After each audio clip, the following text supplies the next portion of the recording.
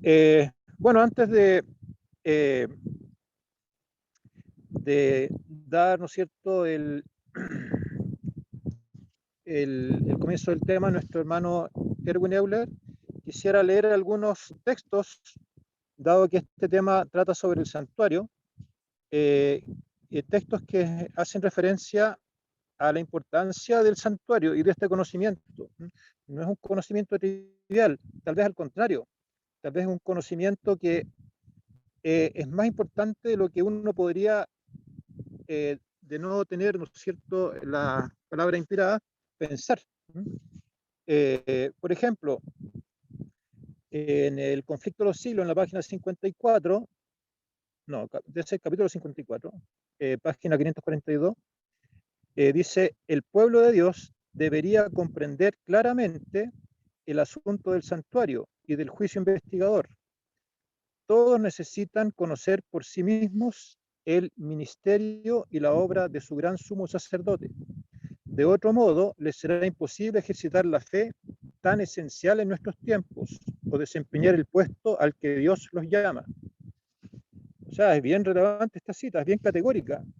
Dice que necesitamos conocer por nosotros mismos el ministerio y la obra de nuestro gran sumo sacerdote. De otro modo, nos será imposible ejercitar la fe en nuestros tiempos o desempeñar el puesto al que Dios nos llama.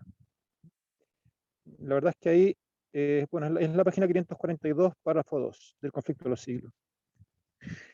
Hay otra cita del Espíritu de Profecía que dice, el santuario celestial es el centro mismo de la obra de Cristo en favor de los hombres. Concierne a toda alma que vive en la tierra. Nos revela el plan de la redención. Nos conduce hasta el fin mismo del tiempo y anuncia el triunfo final de la lucha entre la justicia y el pecado. Y fíjense lo que dice acá. Es de la mayor importancia que todos investiguen a fondo estos asuntos, de la mayor importancia, y que estén siempre capacitados para dar respuesta a todo aquel que les pidiera razón de la esperanza que hay en ellos. Se llama que hay un tema del santuario de la mayor importancia. Y nuevamente acá, bueno, eso está en Cristo en su santuario en la página 121, lo que acabo de leer. Y en la misma página dice, la intercesión de Cristo en beneficio del hombre en el santuario celestial es tan esencial para el plan de la salvación como lo fue su muerte en la cruz.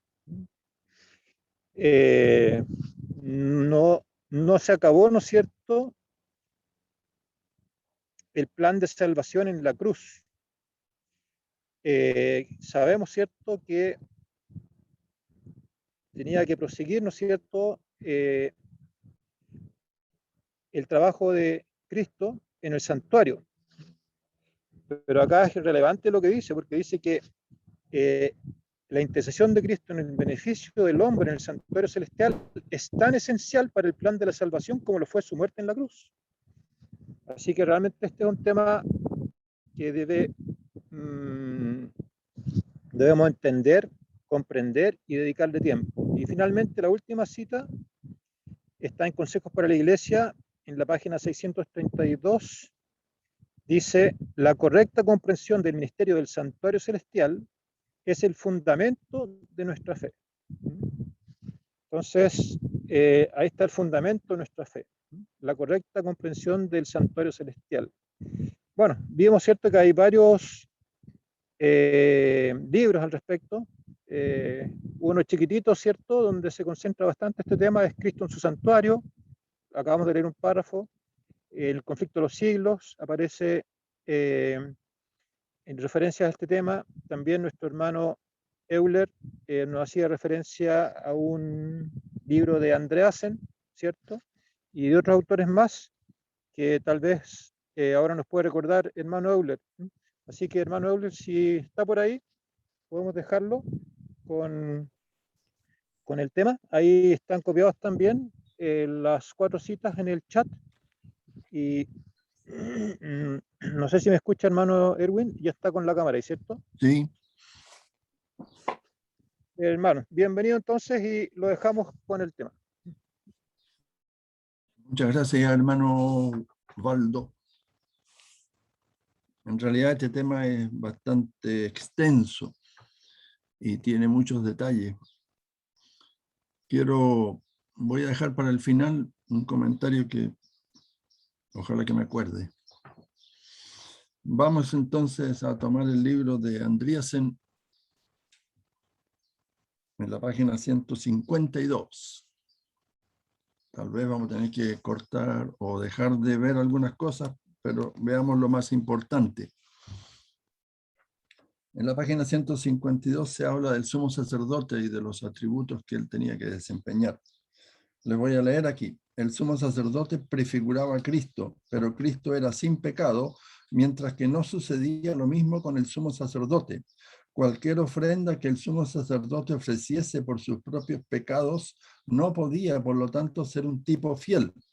Por estas razones se necesitaban varias ceremonias para ilustrar la obra completa de Cristo. Sin embargo, no alcanzaban a ilustrarla plenamente. El sacerdote representaba ciertos aspectos del ministerio de Cristo. Así también el sumo sacerdote, el velo, el pan de la proposición, el incienso, el cordero, el macho cabrío, la oblación y muchos otros detalles del servicio del santuario. El departamento santo tenía su significado, también lo tenía el Santísimo, el atrio, el altar, la fuente, el propiciatorio. Casi todo era simbólico, desde la ropa del sacerdote hasta las cenizas usadas para rociar a los inmundos. Sin embargo, todo esto puesto junto no constituye un tipo completo y mucho de ello no refleja sino imperfectamente su original. Y por eso que tenemos ciertas limitaciones tal vez para entender la doctrina del santuario. Hay mucho que estudiar, hay que grabar en la mente o tratar de grabar en la mente. Leo en la página 153, el sumo sacerdote representaba a todo el pueblo. Todo Israel estaba reconocido como en él. En él todo lo que pertenecía al sacerdocio se concentraba y llegaba a su culminación. Cuando él pecaba, el pueblo pecaba. Y cuando el pueblo pecaba, él pecaba. Ahora, voy a seguir leyendo en la página 153 abajo. Este es un poquito largo. El sumo sacerdote era una figura de Cristo y un representante de la nación. Como representante de la nación se identificaba con sus pecados y era digno de muerte. Como figura de Cristo era su mediador y salvador. En ambos casos intercedía con Dios por el pueblo. En este sentido, era el pueblo. Si Dios lo aceptaba, aceptaba al pueblo en él. Si Dios lo rechazaba, rechazaba al pueblo en él. Por esta razón el pueblo tenía ansiedad de oír el sonido de las campanas y de las granadas en el día de la expiación. Cuando por fin la expiación había sido realizada y la reconciliación había sido completada, el sonido de las campanas al vestirse nuevamente el sumo sacerdote era la señal de que Dios había aceptado al sustituto. Todo, o casi todo, en esta doctrina de la salvación o de la expiación o del santuario, se realizaba a través de un sustituto. No era el pecador el que tenía que morir, moría un animalito en su lugar. La sangre se asperjaba, pero no era su sangre, era la del animalito. La sangre se rociaba en el lugar santo o en el altar del holocausto y todo se hacía en sustitución. ¿Por qué? Lógicamente porque el pecador no quería morir, sino que otro moría en su lugar. Y eso mostraba claramente que Cristo era el que finalmente iba a morir por cada uno de nosotros. ¿Cierto? Cuando el sumo sacerdote, sigo leyendo, cuando el sumo sacerdote entraba en el lugar santísimo el día de la expiación, entraba como representante del pueblo. En él aparecía Israel delante de Jehová a dar cuenta de los pecados del año. El registro de estos pecados aparecía en la sangre sobre el altar de los holocaustos y en el lugar santo. Con el día de la expiación había llegado el día del ajuste de cuentas, el día de juicio en que todos los pecados habían de pasar en revista delante de Dios. El sumo sacerdote aparece en la presencia de Dios mientras que el velo del incienso lo escuda. Por primera vez ese año el pecado es traído delante de Dios en el lugar santísimo. El sumo sacerdote asperja la sangre del becerro hacia la cubierta al lado oriental. Hacia la cubierta esparcirá 7 veces de aquella sangre con su dedo y recibe reconciliación por sí y por su casa. Está limpio. Cualesquiera que sean los pecados de los cuales fuese responsable, han sido en figura transferidos al santuario. Él está limpio, pero no el santuario. Estas son las dos fases que tenemos que tener en cuenta siempre. El pecador iba al santuario cuando podía ir para confesar su pecado. Llevaba un animalito o tenía que comprarlo ahí mismo en el santuario. Era más caro, evidentemente. Entonces él confesaba su pecado. Degollaba el animal, la sangre era recibida por el sacerdote, no por él mismo. Y esa sangre iba o al santuario o al altar del holocausto. Él estaba limpio, pero el santuario estaba contaminado. Y eso ocurría todos los días del año hasta que llegaba el día de la expiación y entonces se purificaba el santuario. Hasta 2300 tardes y mañanas y el santuario será purificado. Está correcta la palabra que nosotros usamos por purificado. Tiene otra acepción, otras 2 acepciones más, pero nosotros nos basamos más en el santuario será purificado. ¿De qué? De los pecados o de las inmundicias del pueblo de Israel. Y en ese día el santuario quedaba limpio. Y en ese día se ofrecía también un corderito en la mañana y un corderito en la tarde. Números 29, ¿cierto? Me parece que lo leímos el sábado pasado. Sí. Ahora, les voy a leer en la página 155 porque tengo marcado aquí lo que creo yo que debemos destacar de todo esto. Dice, en nuestra consideración de los sacrificios por el pecado se ha recalcado la imposición de las manos sobre la cabeza de la víctima, por la cual se transfería el pecado a la víctima. Yo quiero destacar esto porque esto es importante y por esto somos criticados, porque el mundo religioso protestante no... Voy a entrar en detalles más adelante cuando lleguemos a la página 232. El mundo protestante nos critica diciendo que nosotros tenemos una teología toda especial del santuario, pero en realidad ellos son los que no están entendiendo cuál es el alcance total de esta teología del santuario para nosotros, pecadores.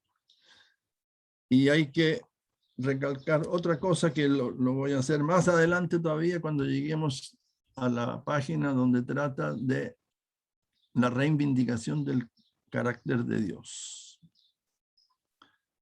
Ustedes me dirán, me podrían decir, ¿cierto?, que estamos estudiando un asunto que ya no tiene vigencia. Pero resulta que el pueblo, la tierra y sus habitantes, a eso me estoy refiriendo, necesitan entender que existe un santuario celestial en el cual Cristo está mediando. Pero se ha perdido de tal manera la vigencia del santuario celestial que lo que podemos hacer es empezar por referirnos al santuario terrenal para que ellos puedan y nosotros podamos también entender lo que Cristo hizo en el santuario celestial y lo que Cristo hace en el santuario celestial. ¿Dije terrenal o dije celestial? Dijo terrenal primero, después celestial. Ya, primero el terrenal, ¿cierto? Y después el celestial. Sigo leyendo. Voy a repetir, en cada caso la víctima muere con la culpa sobre su cabeza, muere por el pecado. Así tomó Cristo nuestros pecados sobre sí mismo y fue hecho pecado. Siendo hecho pecado, debe morir porque la paga del pecado es la muerte. Se está refiriendo a Cristo. Tiene que morir. Él fue hecho pecado, pero él nunca pecó, ¿eh? Que quede claro. Sin embargo, Cristo no solo murió por el pecado, sino por los pecadores. Cuando murió por el pecado, murió porque se identificó con nosotros y tomó nuestros pecados sobre sí mismo. Murió por los pecados porque nuestros pecados fueron puestos sobre él y debió llevar la penalidad. Al morir así por los pecadores, satisfizo los requerimientos de la ley. Ahora escuchen bien este párrafo que viene ahora. Cristo murió no solamente como sustituto del pecador, sino también como el que no había pecado. Al haber tomado nuestros pecados sobre sí, y lo decimos esto con reverencia, debía morir. La ley lo exigía, pero personalmente Cristo no había pecado, era sin pecado y sin embargo murió. Y la muerte del ser sin pecado es una parte definida del plan de Dios. La muerte del pecador satisface el requerimiento de la ley. Escuchen bien. Y la muerte del que no ha pecado provee la redención y libra al pecador de la muerte. Amén. Amén y amén. Nos libra de la muerte. Aquí está bien claro en el santuario terrenal por qué se hacían todos esos sacrificios, por qué se presentaban animalitos. Tienen que haber muerto miles de animalitos en los sacrificios. Durante más de 1000 años, Israel efectuó este trabajo en el santuario terrenal. Muchos animales murieron y todos eran inocentes. Y el que sí merecía la muerte seguía viviendo. Había sido perdonado, gracias a Dios. Y en el día de la expiación, el santuario quedaba limpio. Israel estaba limpio. Si he entendido bien, el libro de Andreasen dice que ahí comenzaba el año nuevo. Sí. Comenzaban un año nuevo con una vida nueva, perdonados, limpios. Qué tremendo, ¿eh? Sí. Tenemos que... Vamos a la página 200. Aquí me voy a saltar las fiestas porque ya las vimos una vez por lo menos. El Pentecostés, la cabaña y la ley también lo vamos a dejar para que ustedes lo vean. 232.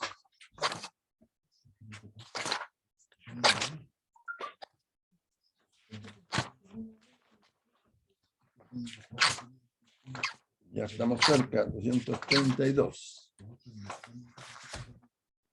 233. Página 233, ¿ya? Aquí está hablando de que la Iglesia Católica no comprende, voy a leer más arriba, la Iglesia Católica no comprende ni aprecia la obra de nuestro sumo sacerdote en el cielo. No comprende que el servicio del santuario terrenal se anuló. Restableció las antiguas ceremonias y creencias e intentó hacer volver a los hombres a un ritual descartado. Y tuvo una gran medida de éxito. Se maravilló toda la tierra en pos de la bestia. Apocalipsis 13:3. Ahora, aquí tenemos que prestar mucha atención a lo que vamos a tratar de entender o de repasar. La Iglesia Católica, ¿hay alguien que pueda leer Daniel 8:11? Por aquí la hermana Rida va a leer Daniel 8:11.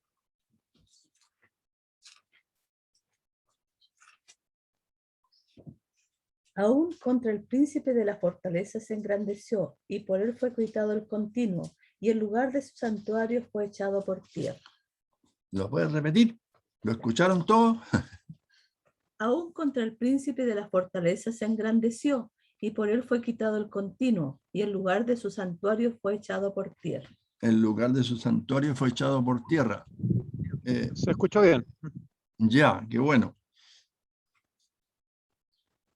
fue el continuo, ¿cierto? Sí, el El continuo. continuo, pero no el continuo sacrificio. Porque yo le tengo borrado el continuo sacrificio. Muy bien. El continuo significa el paganismo. También. ¿Ya? Y después del paganismo, esto es primero Tesalonicenses 2:4, ¿cierto? ¿Lo quiere leer, hermana? Sí. Primero Tesalonicenses 2:4 o 2:3 y 4.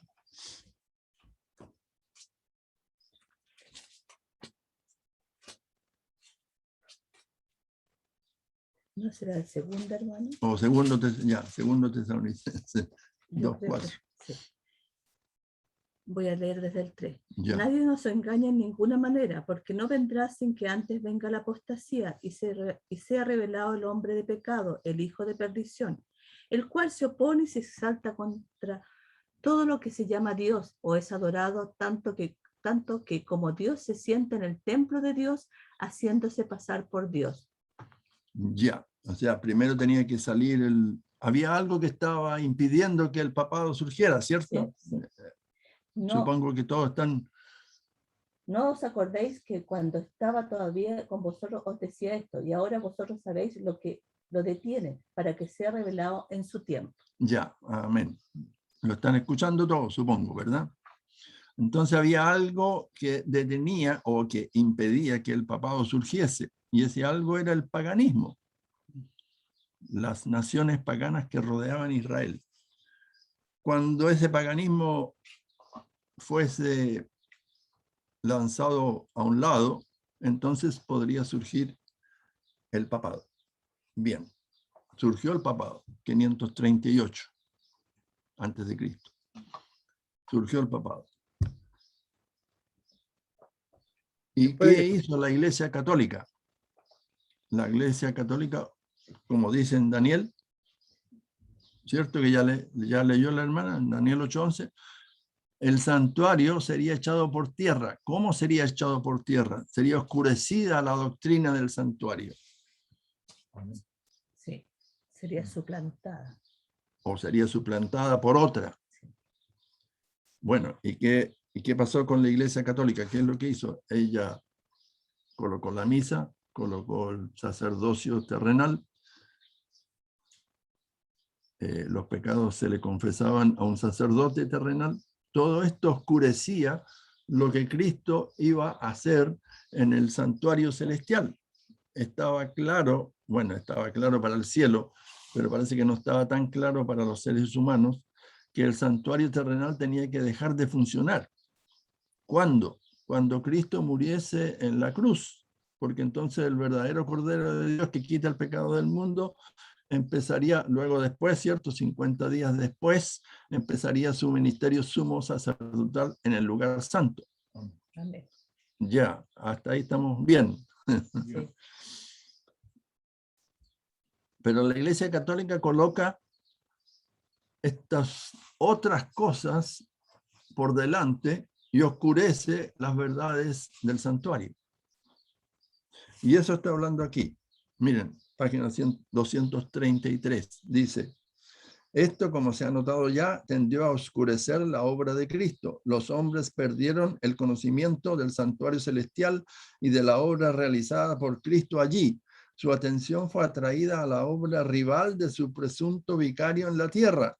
Mientras Cristo en el cielo perdona el pecado, el sacerdote pretende hacer lo mismo en la tierra. Mientras que Cristo intercede por el pecador, también lo hace el sacerdote. Y las condiciones del sacerdote para perdonar el pecado son mucho más fáciles de satisfacer que las condiciones de Cristo.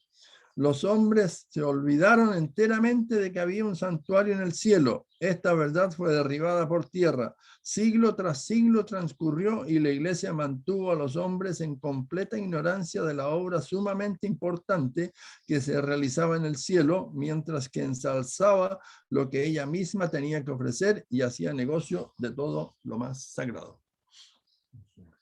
Si usted habla con cualquier persona hoy en el mundo y le pregunta si conoce qué es lo que Cristo está haciendo ahora en el santuario, no va a obtener ninguna respuesta. Se ha obliterado se ha disminuido, se ha falsificado, se ha hecho un montón de cosas de tal manera que las personas no entiendan que hay un santuario en el cielo en el cual Cristo está intercediendo por nosotros, en el cual Cristo es nuestro mediador. Eso ha desaparecido de la mente de las personas que viven hoy en día en este planeta. Y muy probablemente ha desaparecido de la mente de muchos de nuestros hermanos. La doctrina del santuario debería ser algo que esté siempre presente en nuestra mente. ¿Dónde está Cristo? En el santuario celestial. ¿Qué está haciendo? Estuvo intercediendo por nosotros hasta el 22 de octubre de 1844 y después continuó intercediendo, pero agregó un oficio más, el juicio investigador. Y el juicio consta de tres etapas. El juicio investigador, creo que lo toqué el sábado pasado, el juicio investigador, el juicio... ¿Investigador? Sí, investigador primero. Segundo, el juicio... Está haciendo por los 1000 años. El juicio... adjudicativo, que se le adjudique una pena al pecador. Y tercero, el juicio ejecutivo. Ejecútese la pena que se estableció en la segunda etapa y ejecútese ahora para los seres humanos pecadores que tendrán que resucitar en la tercera venida de Cristo a esta tierra. ¿Ok? Ahora usted me puede decir lo siguiente. ¿Y qué sacamos con estudiar todo esta doctrina maravillosa del santuario si ya no se aplica más para nosotros? Bueno, cuidado con decir que ya no se aplica más para nosotros. El hermano Waldo leyó una cita del Espíritu de Profecía donde dice que la doctrina del santuario es tan importante para nosotros como la muerte de Cristo en la cruz. En la cruz se estableció, podríamos decirlo así, en la cruz se estableció la justicia imputada. En el santuario celestial se está estableciendo la justicia impartida. Amén. Somos santificados por la obra que Cristo está haciendo en el santuario celestial ahora. Hay dos fases. Y esto también está haciendo ¿cómo se dice? Combatido hoy en día. Para mí, la justificación por la fe tiene dos etapas, la justificación y la santificación. Una justicia imputada, la otra justicia impartida. Pero hoy en día se está dejando afuera la santificación, inclusive dentro de nuestro pueblo. Se mantiene la justicia imputada y la impartida se deja afuera. No está correcto según yo veo. Tengo que aceptar ambas justicias porque cumplen roles diferentes, claramente diferentes. La imputada es para lo que yo he cometido. Si yo estoy aquí hoy día y me voy a entregar a Cristo y voy a ser bautizado, porque tengo que ser bautizado, ¿cierto? Para completar lo que el cielo exige. Si yo aquí acepto a Cristo, Él está perdonando y limpiándome de todos los pecados que yo he cometido para atrás, porque yo no puedo hacer absolutamente nada para limpiar mi pasado. Alguien tiene que hacerlo por mí, y ese alguien es Cristo. Él me perdona y me limpia. Bien, estoy limpio aquí, hoy. ¿Y qué pasa de aquí para adelante? Tengo que aferrarme de otra justicia, porque la imputada limpió mi pasado. ¿Y qué pasa con las tentaciones que tengo que enfrentar de aquí para adelante? Necesito aceptar la justicia impartida para no caer. Porque está claro que el cielo no quiere que nosotros continuemos pecando aun cuando me he bautizado. Amén. O mejor dicho, menos aún. Menos aún. Después de haber sido bautizado. pero tampoco se está entendiendo hoy en día esa parte, porque hoy en día es mayoría. Cuando yo acepté esto hace años atrás, era minoría. No sé si me están entendiendo. Cuando yo acepté esta fe, la minoría decía que no, cuando Cristo venga por segunda vez, entonces ahí podremos dejar de pecar. Pero eso no es bíblico. Miren, me voy a adelantar. Les voy a leer el Conflicto de los Siglos, página 478.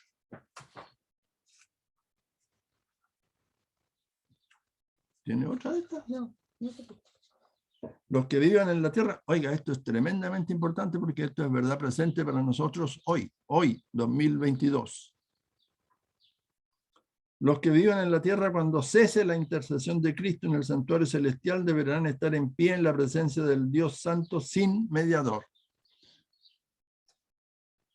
Si lo estoy entendiendo correctamente, Cristo, antes de venir por segunda vez, va a terminar su obra mediadora e intercesora en el santuario celestial, va a decir consumado es, se va a sacar las ropas del sumo sacerdote y se va a poner las ropas de juez, ¿correcto?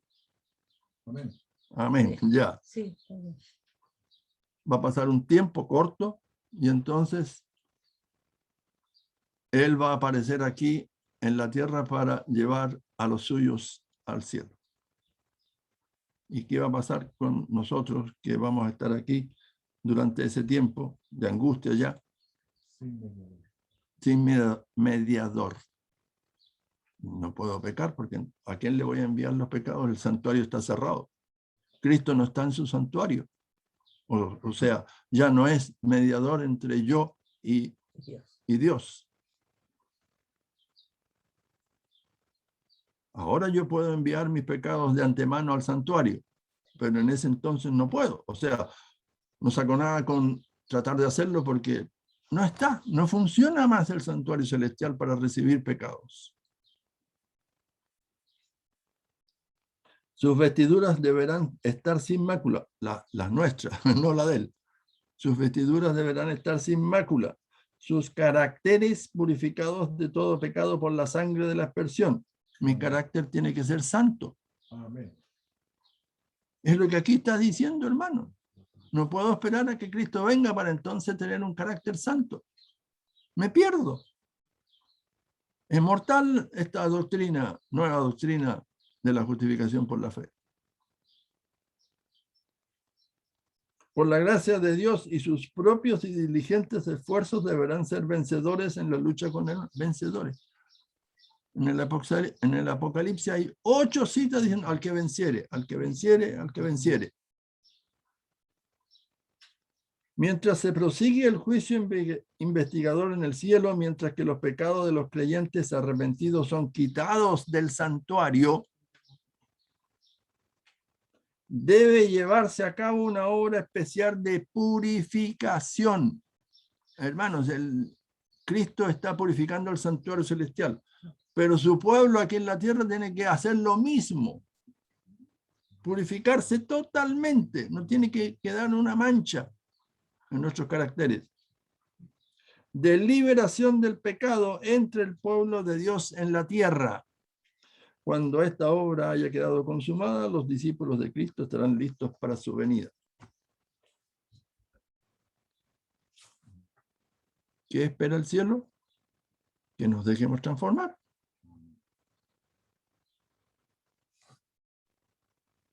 Es más, si yo no concuerdo totalmente con esta obra, no voy a ser santificado. Obvio, el Señor no le obliga a nadie a que se deje santificar.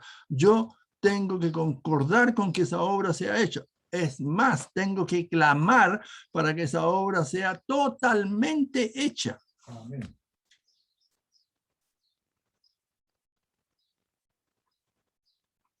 Y si yo soy de aquellos que dicen, no, si yo no soy tan malo, yo soy un poquito malo, pero el Señor me va a salvar igual.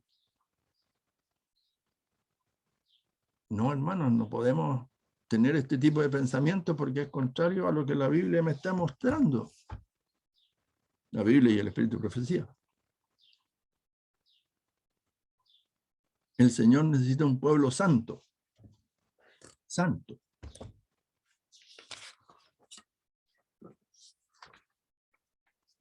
Miren lo que estamos viendo, Daniel 8:11, ¿cierto? En el Antiguo Testamento ninguno sino el sacerdote podía entrar en el santuario. Ahora todos pueden entrar. Es el camino que Él nos consagró, nuevo y vivo. ¿Todos podemos entrar en el lugar santísimo? Sí, todos. No hay restricciones. Fíjense antes cuántas restricciones habían. Muchísimas. En el Antiguo Testamento, ¿cuántas restricciones habían? ¿Se acuerdan que les hablé de un caso hipotético de que alguien quisiese, un pagano quisiese conocer a Dios? Llegaba al santuario, al atrio, entraba al atrio y le decía al sacerdote, yo quiero conocer a Dios. No se puede. Pero yo quiero conocerlo, yo quiero alabarlo, yo quiero entregarme a Él. No se puede. Usted puede llegar hasta aquí. Y lo único que usted puede hacer es traer un corderito y confesar sus pecados sobre ese cordero, coger un cuchillo y cortarle la yugular al animalito, y hasta ahí llegó todo lo que usted puede hacer, porque de ahí para adelante alguien tenía que ofrecer la sangre, entrar al santuario. Él no podía. ¿Hoy se puede? Sí. Todos podemos por la fe entrar en el lugar santísimo, no solo en el santo, en el lugar santísimo. Amén.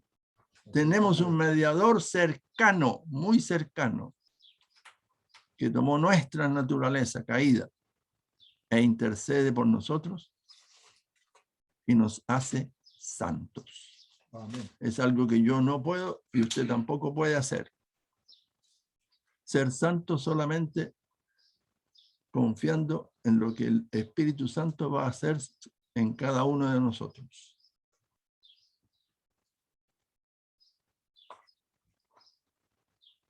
Hay otra manera de decir esto de justicia imputada en justicia impartida. Justicia imputada, lo que Cristo hizo en nosotros.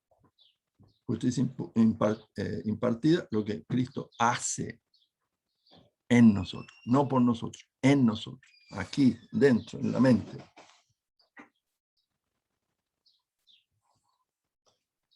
Sigo leyendo acá. Es deber y privilegio de la Iglesia proclamar este bienaventurado camino nuevo y vivo. Esto es lo que tenemos que hacer. Cada uno puede llegar directamente a Cristo. No necesita la intercesión de un sacerdote como en el santuario terrenal. Esto ha sido eliminado. Cada hombre puede presentarse ante su hacedor directamente sin intervención humana. Puede entrar osadamente a través del velo. Osadamente, pero con respeto.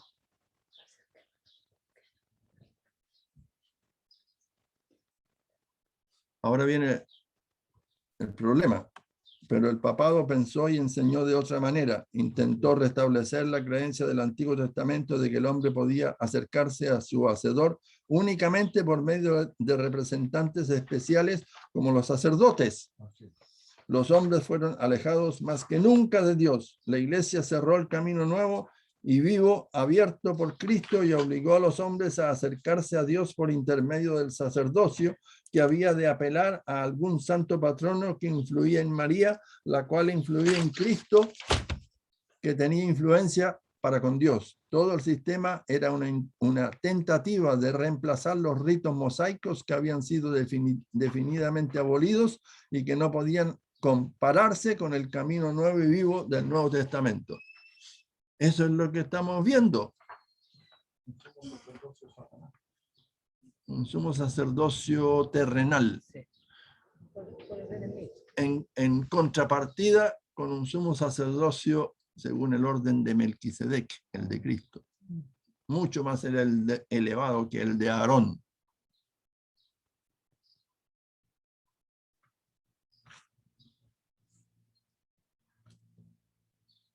En Hebreos hay una cita donde dice que este sacerdocio arónico o el sistema de doctrina del santuario terrenal no solucionaba el problema del pecado, y por eso tenía que ser ofrecido un día y otro y otro y otro, y todos los días se ofrecían sacrificios, porque ese sistema no solucionaba el problema del pecado. Y aún más, los sacrificios eran solamente por los pecados de ignorancia, no por los pecados a mano alzada. Ya lo dije el sábado pasado. Sigamos leyendo aquí, la página 236. Dice, ¿y cuál fue el resultado? Los hombres acudieron a la iglesia de Roma y abandonaron el santuario y al ministro del santuario celestial. La iglesia romana ha oscurecido en efecto el ministerio de Cristo a tal punto que pocos cristianos saben siquiera que hay un templo en el cielo, y mucho menos que se realiza un servicio allí. Día tras día Cristo aguarda para presentar su sangre, esperando que los hombres hallarán el nuevo camino, pero muy pocos acuden. Por otro lado, millones acuden a la iglesia romana para recibir allí indulgencia y perdón del pecado en condiciones aceptables. El papado ha logrado casi anular el ministerio de Cristo. Ha inaugurado otro ministerio establecido no sobre las promesas del evangelio, no sobre la base del nuevo pacto, no sobre Cristo como el sumo sacerdote, sino sobre las promesas vanas de un sacerdocio terrenal que necesita él mismo el perdón y el poder de la sangre expiatoria de Cristo. Eso es lo que vemos hoy en día. Y Roma no va a cambiar su manera de ver las cosas. Bueno, así dice el conflicto. No va a cambiar. El que está cambiando es el protestantismo y está aceptando las enseñanzas de Roma. Y muchos de nuestros hermanos también están cambiando. Hay dos sacerdocios. Sí, hay dos sacerdocios. El humano y el divino. Uno es verdadero y el otro es falso.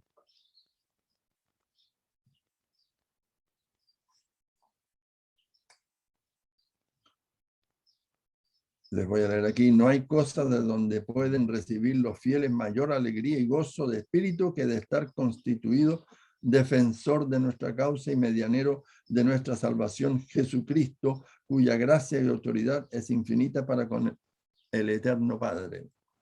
Comillas, debemos creer que se nos ha propuesto por único mediador a Cristo, Señor nuestro, por ser Él ciertamente quien nos reconcilió con su Padre Celestial por medio de su sangre. Hay un solo mediador, eso está en Hechos. 1 Timoteo 2:5. Ya, 1 Timoteo 2:5, hay un solo mediador entre Dios y el hombre, Jesucristo, hombre.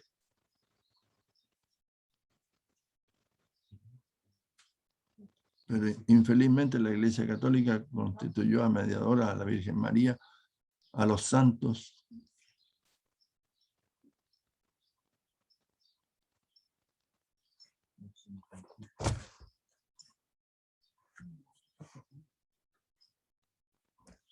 Les voy a leer aquí. Así hay dos ministerios que prometen a los hombres perdón y remisión de pecados, el de Cristo en el cielo y del papado en la tierra. Cada uno tiene un sacerdocio y un servicio acompañante. Cada uno pretende tener pleno derecho a perdonar. El papado se jacta de tener las llaves del cielo. Puede abrirlo o cerrarlo. Tiene abundancia de méritos sin los cuales pocos pueden ser salvos. Está en posesión del ejército, el santo misterio de Dios. Posee una cabeza infalible, tiene poder sobre el purgatorio, puede remitir el castigo, pretende tener autoridad sobre los reyes de la tierra y no reconoce nada superior. Es supremo. Todas estas pretensiones caerían al suelo si tan solo los hombres reconociesen el verdadero ministerio de Cristo. Un conocimiento de la verdad del santuario es el único antídoto para las falsas pretensiones de la jerarquía de Roma. Por esta razón, escuche bien ahora, por esta razón es importante para el papado que el tema del santuario permanezca desconocido.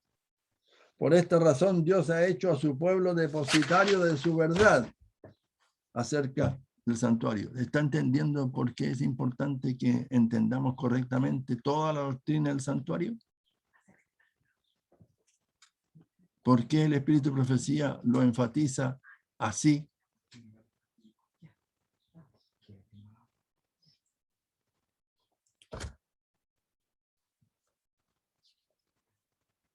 Es privilegio especial poder tener una parte en una obra tal, pero si queremos vencer, debemos saber dónde estamos y por qué. Dios nos dé la gracia de ser hallados fieles.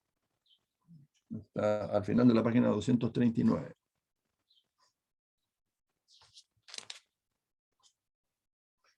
Le voy a leer esta parte. Miren, a nosotros que estamos aquí en 2021. Las controversias finales serán bien definidas. Todos comprenderán lo que está en juego y sus consecuencias. El punto principal será la adoración de la bestia o la adoración de Dios.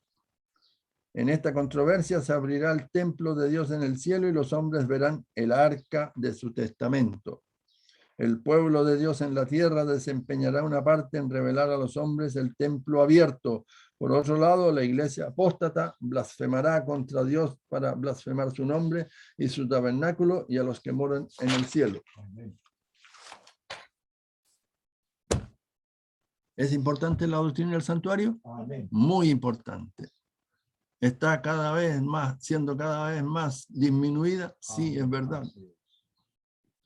Y Dios espera que su pueblo se mantenga fiel a Él y a las verdades que nos han sido reveladas en su santa palabra y en el espíritu de profecía.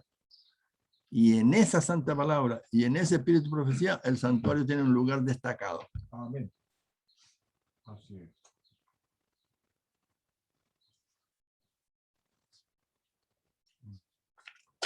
Vamos a pasar a otro tema.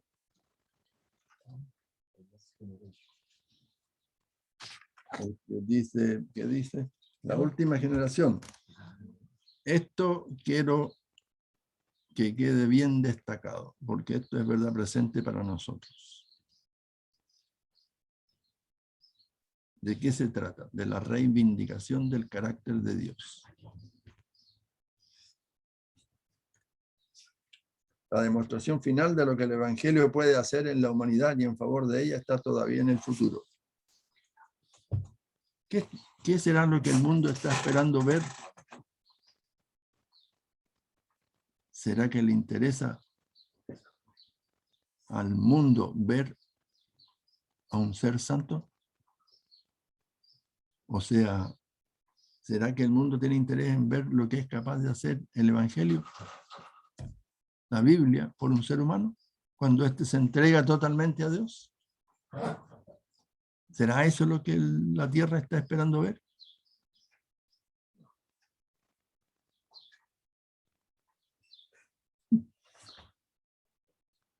Es la condición caída difícil. Cuando Cristo vino, Él era santo. Amén. Así es. ¿Y lo odiaron por causa de eso o no? Amén. La santidad. Lo odiaron por ser santo. Crucifícalo, crucifícalo. No queremos a este, queremos a Barrabás. Qué tremendas palabras.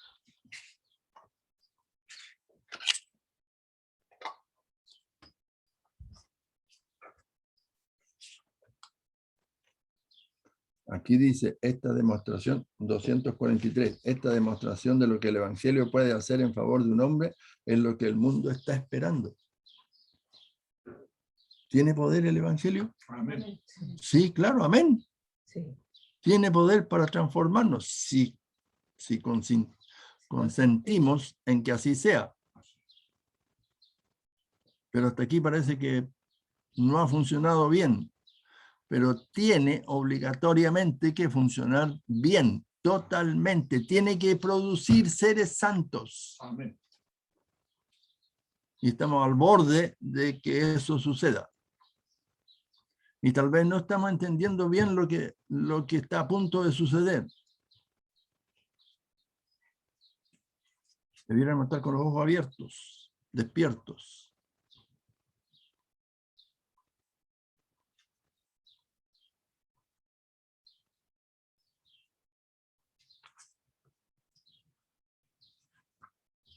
A ver, ¿a dónde leo? El maligno habrá venido y no habrá hallado nada. ¿En quién? En el pueblo de Dios. O sea, nada, ningún pecado. ¿Ya? Bien claro.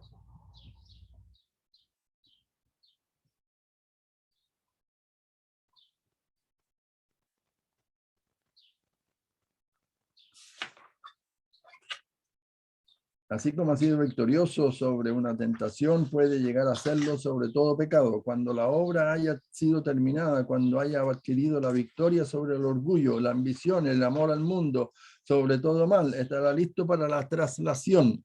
Habrá sido probado en todos los puntos. El maligno habrá venido y no habrá hallado nada. Satanás no tendrá más tentaciones para él. Las habrá vencido todas. Se destacará sin falta aún delante del trono de Dios. Esto pondrá su sello sobre él. Estará salvo y sano. Dios habrá terminado su obra en él. La demostración de lo que Dios puede hacer con la humanidad estará completa. ¿Es verdad eso? Amén. Amén. Será verdad de aquí a poco. Pero hay más. Aquí quiero leerles todo.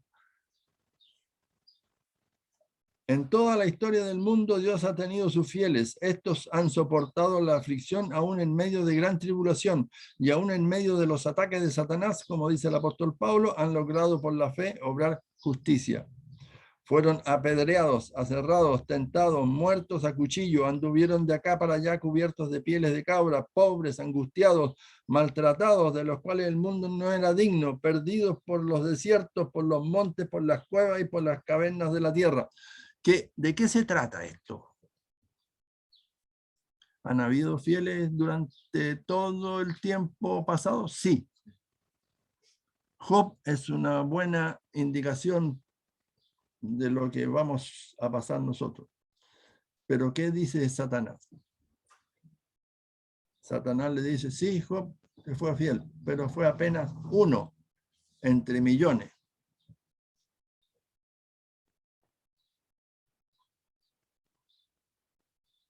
Ahora, Job estuvo en desventaja con respecto a nosotros. Él no supo lo que estaba pasando, ni lo entendió, ni pudo entenderlo. El Señor, Dios, Jehová, el Señor estaba queriendo probarle a Satanás que había por lo menos uno que se mantendría fiel a pesar de lo que él pudiera hacerle.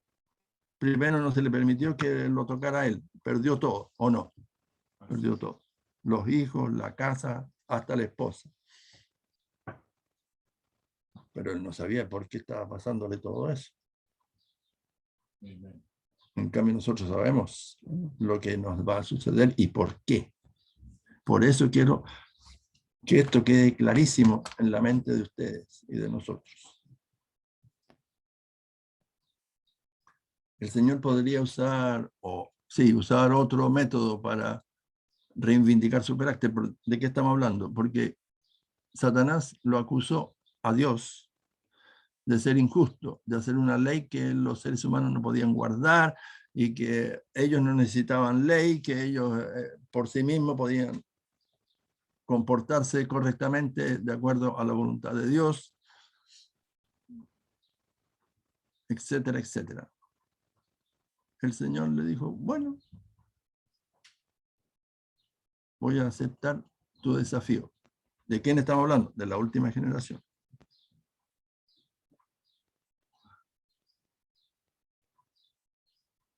¿Qué es lo que el Señor va a permitir? Va a permitir que seamos probados hasta lo sumo. Porque ahora me estoy saltando lo que quería leer. Porque ahora se trata de qué? Se trata de demostrar no que uno ni dos son capaces de obedecer al Señor, a su santa ley, sino que toda una generación va a obedecerle a Jehová, pase lo que pase.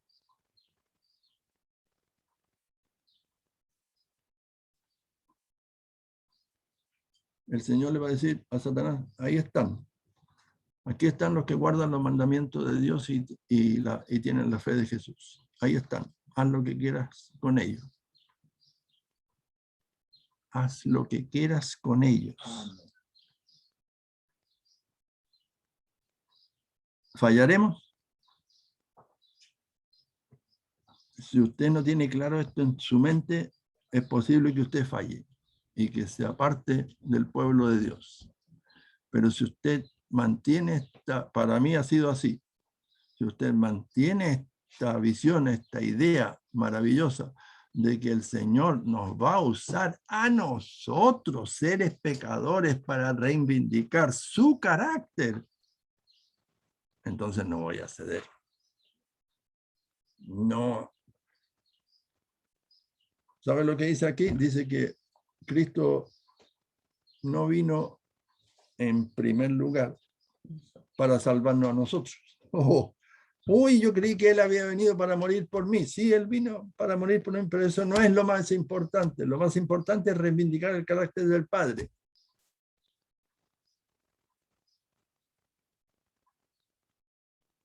¿Lo mantendré en mi mente hasta que Cristo venga?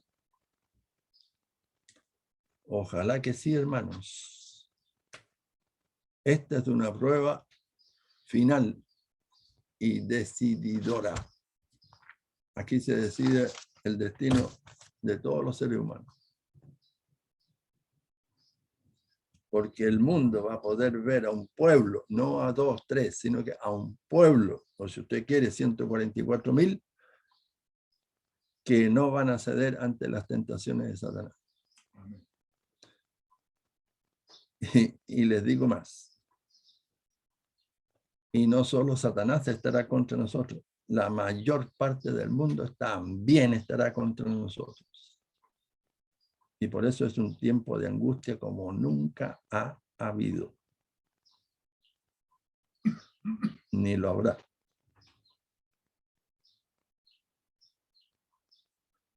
¿Se dan cuenta de lo que el Señor quiere hacer? Reivindicar su carácter con el testimonio nuestro. Amén.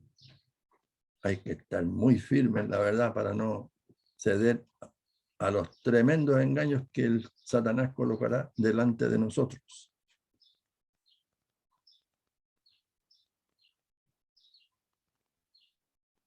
Si hasta, no sé dónde está eso, pero hasta ángeles aparecerán aquí en la tierra haciéndose pasar por los apóstoles y diciendo que no, si la ley de Dios fue cambiada, nosotros la cambiamos. No, no es verdad. La ley de Dios es inmutable. Si la ley de Dios si fuese posible cambiar la ley de Dios, Jesucristo no habría tenido por qué venir a esta tierra a morir. Bastaba con cambiar la ley, pero no se puede. Lea el Salmo 119 entero, aunque es harto largo. Ahí está la inmutabilidad de la ley de Dios. No se puede cambiar. Lo que está escrito, está escrito. Nosotros somos sacerdocios, lo puso como alternativa. ¿Ah? El otro sumo sacerdocio terrenal, dice que sí se puede cambiar. Claro, el terrenal, el celestial, hay una diferencia más. Dígalo aquí. No. El hermano José dice que el sacerdocio terrenal dice que sí se puede cambiar, pero el sacerdocio celestial yo entiendo que no se puede cambiar. No, porque es el asunto de su carácter. Pues Sí, la ley de Dios muestra, trasunto, dice la Biblia, ¿cierto? Muestra que su ley es un trasunto, es una expresión de su carácter. Y el carácter de Dios no va a cambiar. No puede cambiar. Yo, Jehová, no mudo, dice. Soy el mismo ayer, mañana y por la eternidad. Hebreos 13:8. Dice que Cristo es el mismo ayer, hoy y siempre. Amén. Hermanos queridos, queridísimos, esto es algo en lo cual tenemos que aferrarnos y evidentemente tenemos que dejarnos transformar porque todavía nos falta, creo yo, ¿cierto?, para estar listos para esa prueba. Y con esta prueba el Señor demostrará que su santa ley es justa, santa y buena. Amén.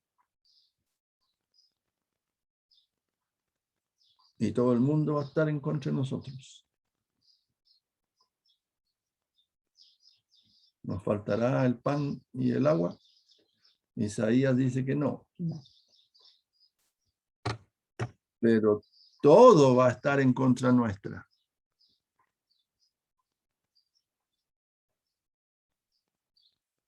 Qué tremendo, hermanos, qué tremendo.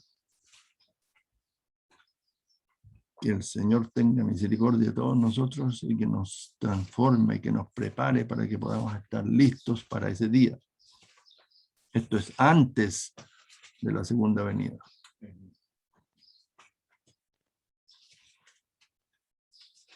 No permitamos que nada terrenal nos aparte del camino que el Señor quiere que andemos. No aceptemos las sugerencias de Satanás. No le hagamos caso a lo que él pueda decirnos. No, mantengámonos firmes en el camino que Dios, en el camino en que Dios nos ha colocado. Es para su honra y gloria que estamos aquí.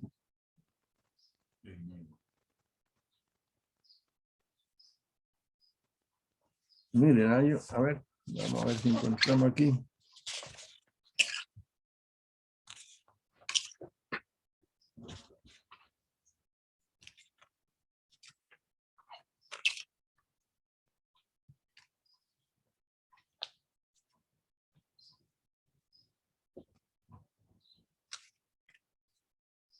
Donde dice, aquí está,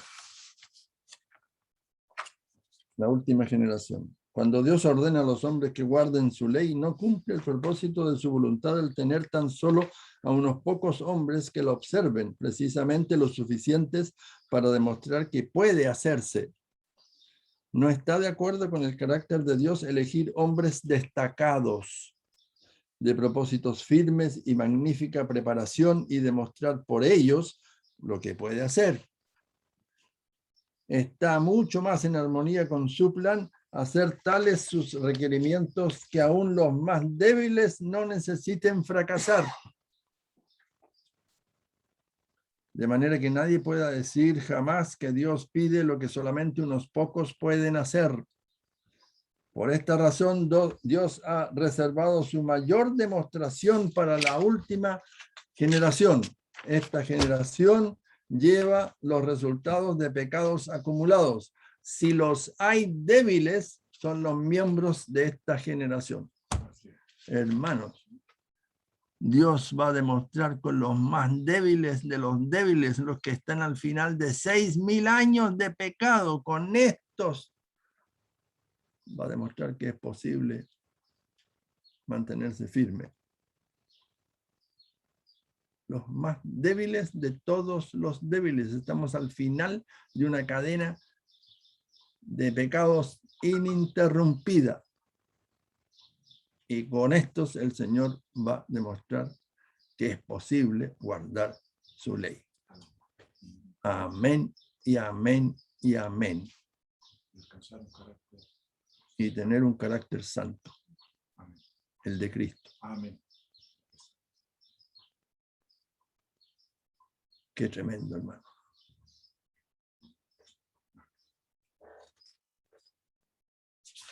Con esto Dios va a triunfar. Con esto, con nosotros.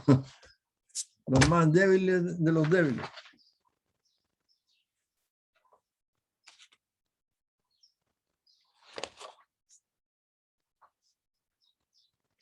Ya.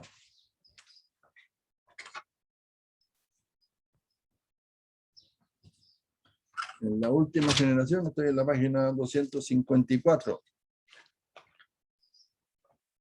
En la última generación, Dios quedará vindicado. En el remanente, Satanás encontrará su derrota. En el remanente. Que no es uno ni dos, sino que varios, miles.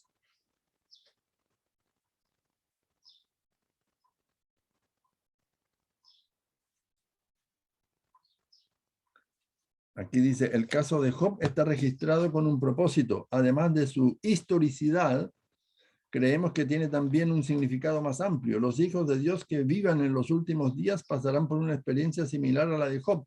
Serán probados como él lo fue. Serán privados de todo apoyo humano. Y Satanás tendrá permiso para atormentarlos. Además de esto, el Espíritu de Dios se retirará de la tierra y será eliminada la protección de los gobiernos terrenales. Todo esto es contrario a nosotros. El pueblo de Dios quedará solo para pelear contra las potestades de las tinieblas. Estará perplejo como Job, pero como él se mantendrá firme en su integridad. Amén.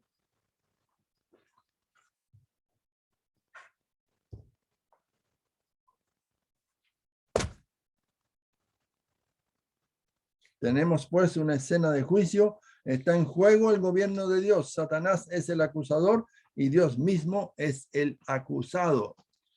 ¿Usted alguna vez se ha puesto ha entendido Apocalipsis 14, del 6 al 12, donde dice: temed a Dios y dadle gloria porque la hora de su juicio ha llegado?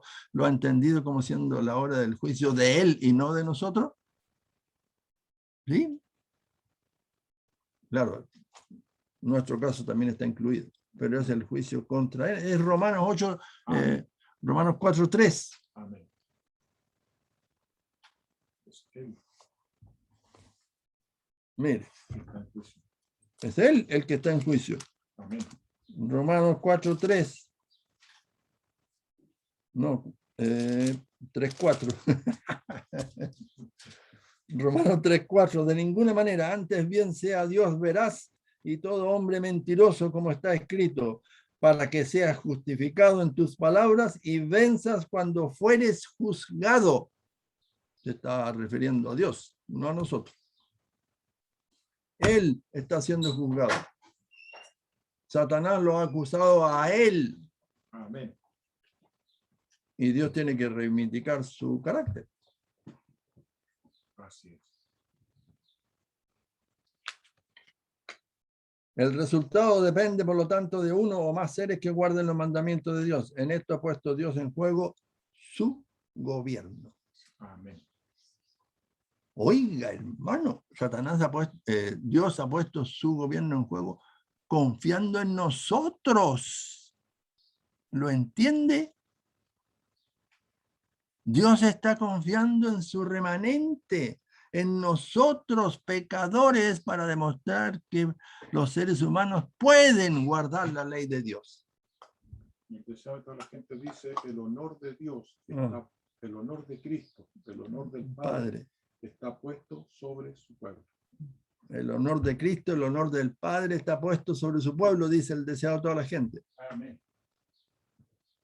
Oiga, hermano, esto es sublime. Amén. Pero implica algo. Implica algo que hasta aquí no lo hemos completado. Santificación total, completa. No más cosas terrenales aquí en la mente. No hacerle caso a las mentiras de Satanás.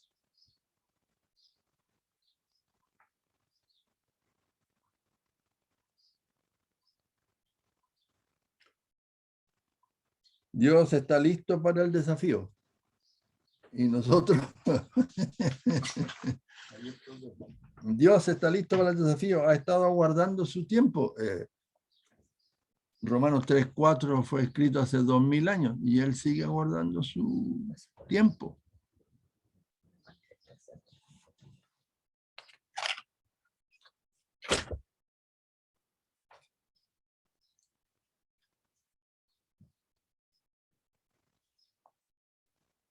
Y Dios hace una cosa más, mire, como si fuesen pocas las pruebas que se nos van a venir encima. Mire lo que hace Dios, aparentemente. Dios hace una cosa más, aparentemente se oculta, el santuario celestial se cierra. El santuario celestial se cierra. Y yo no tengo más mediador. Y les digo algo, pero el Espíritu Santo estará dentro de nosotros. Amén. Porque se lo estamos pidiendo y se lo estaremos pidiendo. Estaremos clamando. Clamando a Dios. Los santos claman a Dios día y noche por liberación, pero Él aparenta no oír. Los escogidos de Dios están pasando por el Getsemaní. Prueban un poco de lo que experimentó Cristo durante aquellas 3 horas en la cruz. Aparentemente deben pelear su batalla solos, deben vivir sin intercesor a la vista de un Dios santo, pero aunque Cristo ha terminado su intercesión, de manera que nadie puede ya obtener de su ministerio sacerdotal en el santuario celestial perdón por el pecado, los santos son el objeto del amor y el cuidado de Dios. Los ángeles santos velan sobre ellos. Dios les provee refugio de sus enemigos, les suministra alimento, los escuda de la destrucción y les proporciona gracia y poder para vivir santamente. Sin embargo, están todavía en el mundo, tentados, afligidos y atormentados. Amén. Amén. El Señor va a hacer muchas cosas por nosotros. El mundo nos odiará aún más por causa de eso.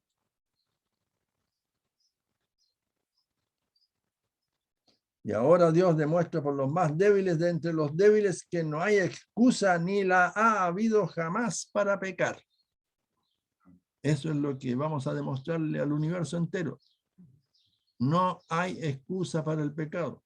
Y sin embargo, hay muchos que dicen que no, vamos a seguir pecando hasta que Jesús venga. No se puede. No se puede, no se puede. Así es. O bueno, sí se puede, si usted quiere perderse. Pero si usted quiere ser salvo, no se puede.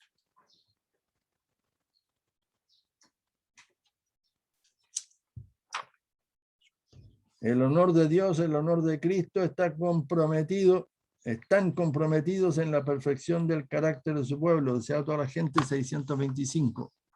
Están comprometidos con el carácter de su pueblo. El honor de Dios y el honor de Cristo.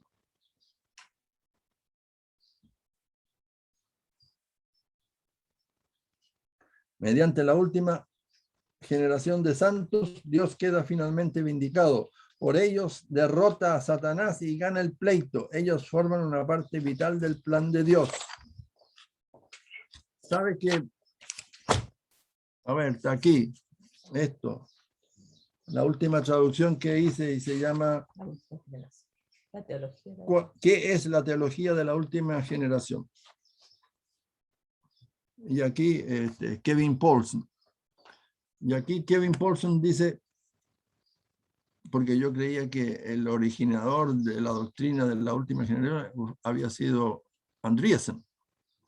Pero él dice que no, que fue Wagner, Jones y Andreasen. Y saben que esta doctrina es tremendamente rechazada hoy en día.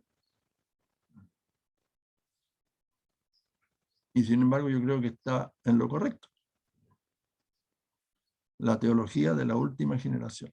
Dios reivindica su carácter con los más débiles de los débiles. Nosotros.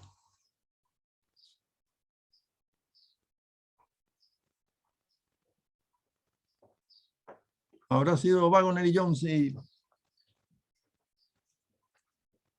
y Andreasen. ¿Saben? Hay varios libros de Andreasen, no solo el Santuario y su servicio, sino que Hebreos, la fe por la cual vivo, que la hermana White también tiene una meditación que se llama así. Y yo leí, ahora ya no me acuerdo dónde, porque hace más de 20 años,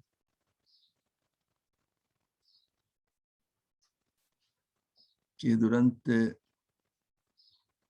hasta donde yo me acuerdo, me parece que Andreasen era sueco y vino de Europa a Canadá. Y les cuento, y en Canadá se metió en la frontera con los Estados Unidos, se metió en tráfico de caballos, ilegal. Bueno, no importa, ¿cierto? Yo tengo cosas peores que esas. Y después entró en Estados Unidos y de alguna manera llegó a la obra adventista.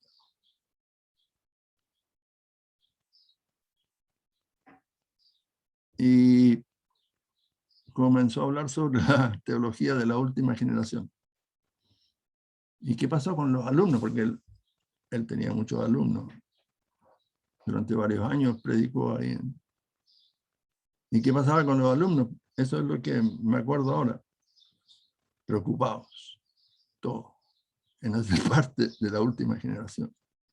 No se puede. Tenemos que ser fieles al Señor. No podemos seguir dudando ni manifestando un carácter no santificado. Todos preocupados con eso. Lindo. Hoy día desapareció eso. Pero yo creo que va a volver a tomar parte en el pueblo de Dios esta teología de la última generación. Porque una cosa es cierta. El Señor va a reivindicar su carácter. Y si yo hago parte, no hago parte, no tiene absolutamente ninguna importancia. Eso es una manera de decir, obviamente, no tiene absolutamente ninguna importancia. Yo me pierdo, pero habrán otros 144.000. Pero que el pueblo de Dios, el remanente de Dios, va a reivindicar el carácter de Dios, no resta ninguna duda. Amén. Para mí. Amén. Eso va a suceder. Tiene que suceder, no es condicional. El Señor lo ha dicho. Hermanos queridos,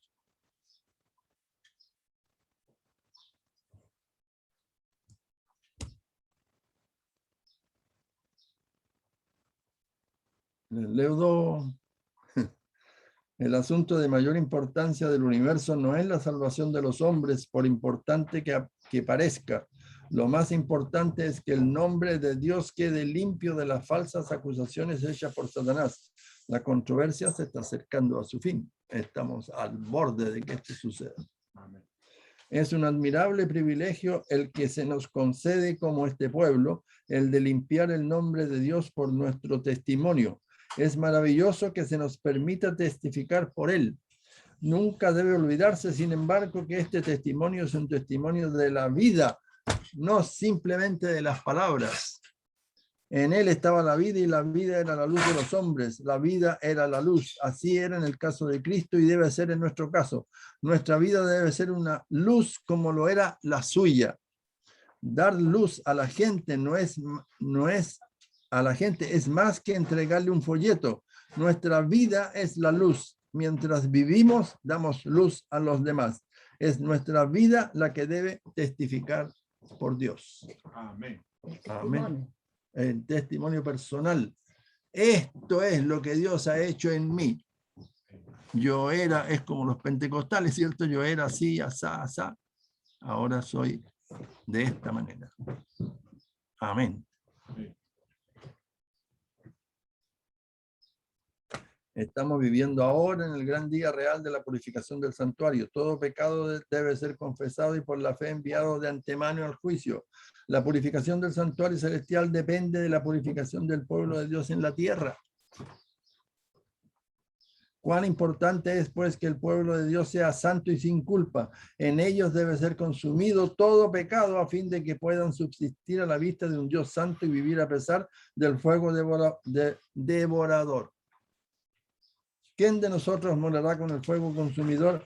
¿Quién de nosotros habitará con las llamas eternas? El que camina en justicia y habla lo recto, el que aborrece la ganancia de violencias, el que sacude sus manos por no recibir cohecho, el que tapa su oreja por no oír sangres, el que cierra sus ojos por no ver cosa mala, este habitará en las alturas, fortalezas de roca serán su lugar de acogimiento, se le dará su pan y sus aguas serán ciertas. Amén.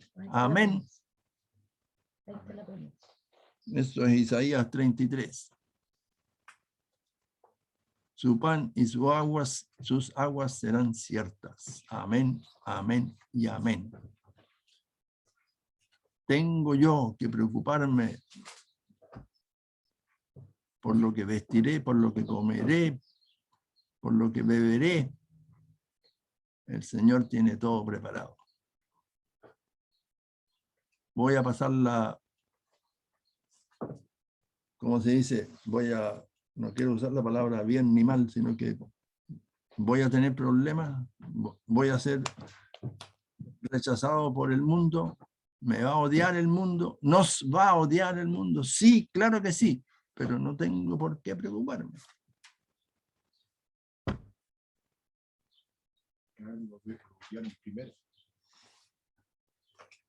Bueno, ese es parte del mensaje del santuario. Es evidente que quedaron muchas cosas afuera. Pero si ustedes guardan este último mensaje, el de la última generación, estarán en el camino correcto. Que el Señor tenga misericordia de todos nosotros y que nos santifique